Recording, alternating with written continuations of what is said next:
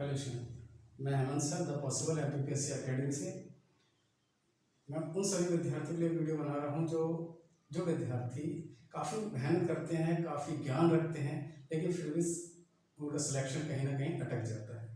ऐसा क्यों होता है? तो इसी का विश्लेषण कुछ बिंदुवार करेंगे और हमें क्या करना है उसके बारे में भी हम चर्चा करेंगे। तो सबसे पहले हम कुछ विद्यार्थियों के प्रकार देख लेते हैं कि विद्यार्थियों के प्रकार क्या हैं, किस तरह के विद्यार्थी हैं और किस तरह के विद्यार्थियों का चयन हो जाता है, किस तरह के विद्यार्थियों का चयन नहीं होता है। तो विद्यार्थियों के प्रकार में हम देखें तो विद्यार्थियों के प्रकार 3 हैं। एक वे विद्यार्थी जो काफ़ी पढ़ते हैं, घंटों के हिसाब से पढ़ते हैं और काफ़ी ज्ञान रखते हैं। दूसरे वे विद्यार्थी हैं जो काफ़ी पढ़ते हैं लेकिन ज्ञान कम रखते हैं। और तीसरे वे विद्यार्थी हैं जो घंटों के हिसाब से नहीं, कम पढ़ते हैं, ज्ञान ठीक ठाक रखते हैं और सिलेक्शन इसी तीसरे क्रम के विद्यार्थियों का आसान पूर्वक हो जाता है। अब प्रश्न ये है कि ये तीसरे क्रम के जो विद्यार्थी हैं जो कम पढ़ते हैं, कम ज्ञान रखते हैं, घंटों के हिसाब से नहीं पढ़ते, तो सर इनका चयन कैसे हो जाता है? तो चयन होना उनकी कुछ तकनीकों पर आधारित है। ये तकनीकें हैं जैसे स्मार्ट स्टडी। वे विद्यार्थी स्मार्ट हैं और स्मार्ट स्टडी करते हैं। ये स्मार्ट स्टडी है क्या, हम इसको समझ लेते हैं। जैसे एज फॉर सिलेबस है, वो अकॉर्डिंग टू सिलेबस पढ़ते हैं। वो सिलेबस का काफ़ी बार अध्ययन कर लेते हैं, उनको सिलेबस हुबहू रट जाता है। अब सिलेबस जब हुबहू रट जाता है तो इससे होता ये है कि वो गहराई में, सब्जेक्ट की गहराई में जाने से बच जाते हैं। सब्जेक्ट के सतह पर तैरते हैं और पूरा सिलेबस कंप्लीट कर लेते हैं। दूसरा होता ये है कि वो समय पर पूरा कर लेते हैं। दूसरा जो है बिंदु है एम, मैनेज ऑफ नोट्स। काफ़ी बिखरा हुआ मटेरियल है, हम फलाने नोट्स पढ़ते हैं, ढिकाने नोट्स पढ़ते हैं, किसी अन्य कोचिंग के नोट्स पढ़ लेते हैं, नेट सर्फिंग करते हैं, टेलीग्राम पीडीएफ देख लेते हैं, तो हमारा दिमाग जो है ऐसा ही चित्र बितर हो जाता है। हम क्या करें? तो जो स्मार्ट बच्चे हैं वो स्मार्ट स्टडी के तहत एम के तहत मैनेज ऑफ नोट्स करते हैं, मतलब नोट्सों का एक संकलन कर लेते हैं। लेकिन ये संकलन इस तरह से करते हैं ताकि उनका आसानी से टाइम मैनेजमेंट के साथ रिवीजन हो जाए। ये ऐसा नहीं कि बस उठाया और कलेक्ट कर लिया और एक और नोट्स हमने बना दिया। ये उसी तरह के नोट्स बना दिए जैसे कि कोचिंग वाले प्रोवाइड करा रहे हैं। तो कोचिंग वाले जो नोट्स प्रोवाइड कराते हैं वो प्रिंटेड नोट्स हैं, वो अपने नहीं होते बल्कि पंचायती नोट्स होते हैं। पंचायती नोट्स होने का मतलब ये है वो सभी के लिए समान होते हैं। समान होने का मतलब ये कि अब ये नहीं है कि सबके लिए समान है तो सभी लोग सिलेक्शन ले लेंगे। अब हमको अपना कुछ ऐसा करना, क्रिएट करना पड़ेगा जो हमारा अपना हो, ताकि हम अपना खुद का सिलेक्शन निर्धारण कर सकें। ये नहीं कि बस पंचायती नोट्स पढ़ा और हम ये सोचने लगते हैं कि प्रिंटेड नोट्स के आधार पर हमारा चयन आसानी से हो जाएगा। ये तो नहीं हो सकता। तो हमको पंचायती नोट्स पढ़ने हैं, प्रिंटेड नोट्स पढ़ने हैं, उनको रेफरेंस बनाना है, उसके आधार पर हमको कुछ अपने सेल्फ नोट्स बनाने हैं। तीसरे बिंदु पर हम बात करते हैं ए, स्मार्ट के अंतर्गत तीसरा बिंदु जो है ए है। इसका अर्थ है पॉजिटिव एटीट्यूड। जो विद्यार्थी चयन ले लेते हैं वो पॉजिटिव एटीट्यूड रखते हैं। जो भी नोट्स बनाते हैं वो ये मानते हैं कि हमारा एक सकारात्मक तरीके से आगे बढ़ रहा है और हम सकारात्मक रूप से चयन ले लेंगे।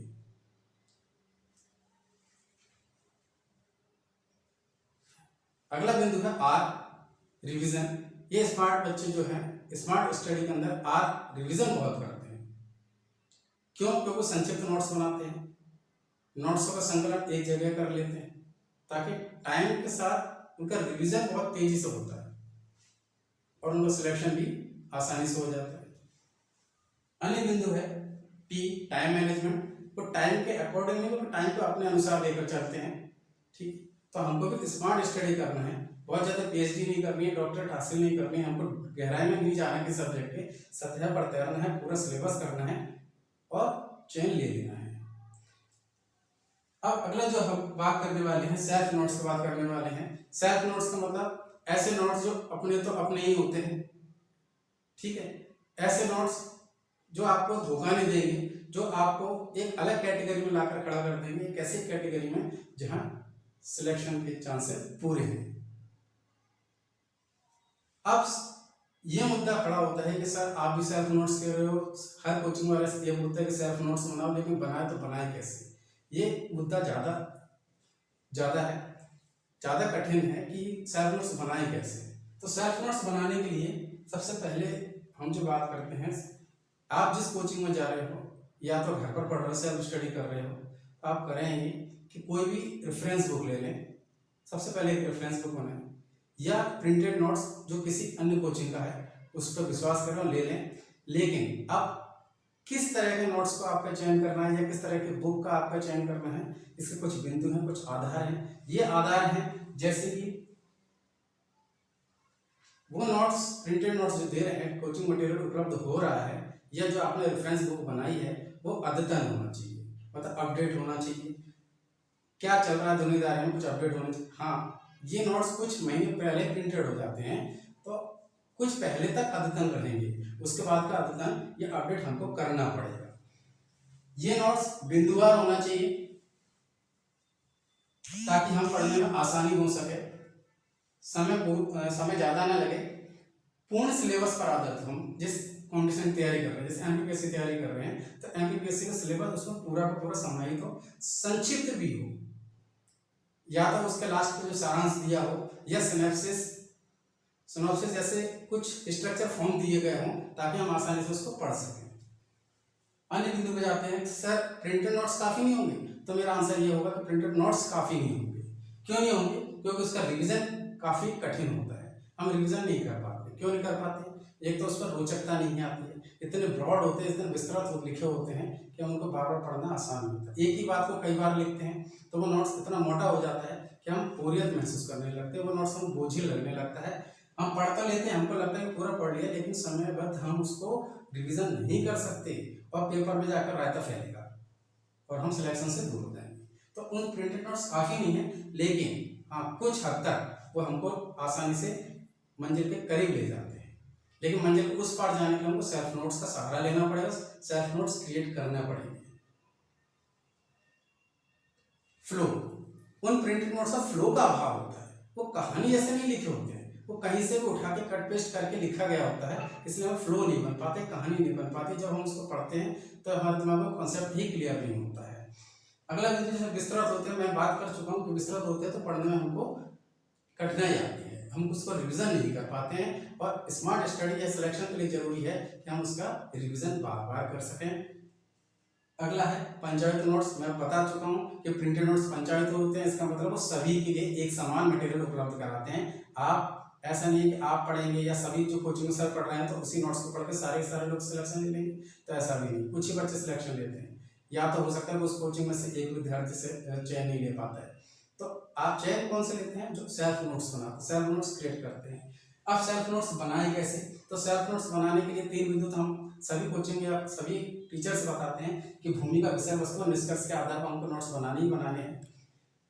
अब तेज पढ़ें, हम जो भी रेफरेंस बुक पढ़ रहे हैं, हमने रेफरेंस बुक का चयन कर लिया, प्रिंटेड नोट्स का चयन कर लिया है, और प्रिंटेड नोट्स हमने मान लिया कि हमको इसमें से नोट्स बनाना है। अब उसको हमको 3 स्टेप में काम करना पड़ेगा। पहले स्टेप मतलब हमको उसको सरसरी निगाह से या बहुत फास्ट रीडिंग करना पड़ेगी ताकि हम उसका समयबद्ध तेजी से पढ़ सकें। अब दूसरे जो स्टेप में आते हैं, हम उसको अंडरलाइन करेंगे, कुछ कीवर्ड्स होंगे, उन कीवर्ड्स का हम अंडरलाइन करके तीसरे स्टेप में आ जाएंगे और हम उसको चिंतन करेंगे। जब अंडरलाइन हो जाएंगे, कीवर्ड्स हमारे सामने प्रकट हो जाएंगे, तो हम चिंतन करेंगे और ये चिंतन करेंगे कि कहानी थी क्या, हमने जो पढ़ा था क्या। जब हम उसको पढ़ लेंगे आसानी से तो हमारे पास एक कंसेप्ट के साथ एक कहानी होगी, हम आसानी से सब्जेक्ट को समझ सकेंगे और उस कंसेप्ट के आधार पर हम अपना एक सिनॉप्सिस बना पाएंगे कि हाँ ये है, ऊपर से नीचे तक का ये सब्जेक्ट, ये कहानी ये है, और वो कहानी रोचकतापूर्ण होगी। चूँकि हम खुद ही नोट्स बना रहे हैं तो हमको याद भी आसानी से होगा, चूँकि वो सिनॉप्सिस रूप में होंगे, स्ट्रक्चर फॉर्म में होंगे, हम उसको शब्द के अनुसार ढाल सकते हैं, या तो वो 3 मार्क्स में पूछ ले या अन्य शब्दों में पूछ ले, 200 मार्क्स में पूछ ले, हम आसानी से उसको लिख सकते हैं, लिखने में सक्षम हैं। तीसरा है वो नोट्स में हमको ये ध्यान रखना है कि फैक्ट जरूर लिखना है। फैक्ट इसलिए लिखना है कि हम कोई बात कह रहे हैं तो उसको हम सिद्ध कर सकें। हम सिद्ध कर सकें कि फलाने, हम सिंपल सी बात कर जाते हैं कि फलाने नगर में जनसंख्या ज़्यादा है। ये तो होगी सिंपल सी बात कि हमने बात बोल दिया कि फलाने नगर में जनसंख्या ज़्यादा है, लेकिन उसको हम तथ्यात्मक बताएंगे कि फलाने नगर में जनसंख्या इतनी है, या कंपेयर करते हैं फलाने नगर से फलाने नगर की जनसंख्या इतनी है, तो तथ्य देने से हम अपनी बात को सिद्ध कर पाएंगे आसानी से। तो तथ्यों को थोड़ा ध्यान रखें। हम जब फ्लो डायग्राम बनाएंगे या फिर सिनॉप्सिस बनाएंगे तो उसमें हम फैक्ट जरूर लिख देना है, कुछ कीवर्ड्स लिख देना है उस फ्लो डायग्राम में या सिनॉप्सिस में, स्ट्रक्चर चार्ट में। हमको कुछ महत्वपूर्ण की बिंदु, कुछ फैक्ट, इन पर ध्यान रखना है ताकि हम इनको तो भूले ही नहीं, हम इनको प्रेजेंट कर पाए पेपर में, ताकि जो कॉपी चेक करने वाला है वो इन्हीं कीवर्ड्स को चेक करने की मंशा रखता है, और जब हम इसको नहीं लिखते हैं तो नंबर कम आते हैं। तो हम इन कीवर्ड्स को, इन फैक्ट्स को जरूर लिख देना है। बाकी की जो अटल शटल बातें हैं हमको इनको कहानी बना के हमको दिमाग में रखनी है। जब हम उस चीज़ को फैक्ट, जब सिनॉप्सिस बना लिया, कीवर्ड्स को पढ़ रहे हैं, हमको कहानी याद नहीं आ रही, तो हम तुरंत अपने रेफरेंस बुक पर जाएंगे। हमने जो मदर बुक बना ली है उसका रेफरेंस देखेंगे और कहानी हम पता कर लेंगे कहानी थी क्या, इस कीवर्ड्स के अंदर क्या कहना चाह रहा है राइटर, तो हमने पढ़ लिया भैया। लेकिन कीवर्ड्स हमको जब दिमाग में आ जाएंगे तो हम पेपर में आसानी से हमको शब्दों में ढाल सकेंगे, फ्लो के साथ लिख सकेंगे, और जब ऐसा हो जाएगा तो हम करंट से अपडेट भी रह सकेंगे। जब हमको, और इसके साथ करंट अपडेट रहने के साथ से हम अगले बिंदु पर आते हैं। जैसे हम एक आवश्यक चित्र बना लें, हम जब फ्लो डायग्राम में सिनॉप्सिस बना लें तो कुछ चिरकुट सब चित्र बना के रख लें। चिरकुट से इसलिए क्योंकि आसान होता है बनाना, समय के साथ हम बना सकते हैं। पेपर में इतनी स्पीड से लिखना होता है कि हम उसको सजा के नहीं बना सकते, कोई चित्र आसानी से चित्र बनाए जो सरलता के साथ बन सके। वहाँ चित्र आपको एक चित्रकार के रूप में प्रेजेंट नहीं होना है, बल्कि सब्जेक्ट के रूप में बता देना है कि ये फलाना फलाना चित्र है और इस तरह से हम इसको बता पा रहे हैं। तो चित्र जरूर बना लेना है हमें सिनॉप्सिस में, यदि जब आवश्यक हो चित्र कि हाँ इसमें बनेगा तभी। ये चित्र जैसे कि बार डायग्राम हो सकता है, पाई डायग्राम हो सकता है, कोई फ्लो चार्ट हो सकता है, छोटा मोटा मैप हो सकता है, तो इसको ध्यान रखें। यदि हम अपने रेफरेंस बुक के अतिरिक्त भी अन्य स्रोत से कोई मटेरियल उपलब्ध हो जाता है, या हम रात को बैठ के अपनी नेट सर्फिंग करते हैं, नेट सर्फिंग करते समय हम फालतू की चीज़ें ना देखें, हम सिर्फ जो हमने सुबह से पढ़ा है उसी को हम सर्फिंग करें, और ये देखें कि शायद कुछ ऐसा बिंदु तो नहीं मिल रहा जो हम रेफरेंस बुक में छूट गया हो। यदि वो वहाँ से हमें मिल जाए तो हमें करना ये है कि उसको पूरा का पूरा हमको संक्षिप्त रूप में 100 शब्द में या 200 शब्द में लिख लेना है पूरा। उसका सिनॉप्सिस मत बनाइएगा, उसको पूरा लिख के रख लीजिएगा। अब ये नोट्स सर हम कॉपी में बनाएंगे पेज में, तो पेज में बनाओ, क्यों? क्योंकि पेजों को हम अपने अनुसार जोड़ सकते हैं। जब कोई मटेरियल हमको करंट में उपलब्ध हो जाता है तो उसके साथ हम ऐड कर सकते हैं। कॉपी में ये होता है कि वो पेज छोड़ देते हैं, या तो छोड़ना पड़ेगा या फिर मटेरियल उसमें आ नहीं पाएगा उतने में, तो वो नोट्स थोड़ा सा खराब लगेगा, उसकी रोचकता भंग हो जाएगी और हमें पढ़ने में आसानी नहीं लगेगी। हम उसका रिवाइज भी नहीं करेंगे, बोझिल हो जाएगा। तो पेज में बनाएं ताकि हम उसको जोड़ सकें। कुछ पेज जो आवश्यक पेज है, अन्य स्रोत से जो मटेरियल उपलब्ध हो पा रहा है उसको हम आसानी से ऐड कर सकें। तो पेज में जरूर बनाएं। नोट्स का फायदे क्या होते हैं तो हम अगले चर्चा करते हैं फिर से।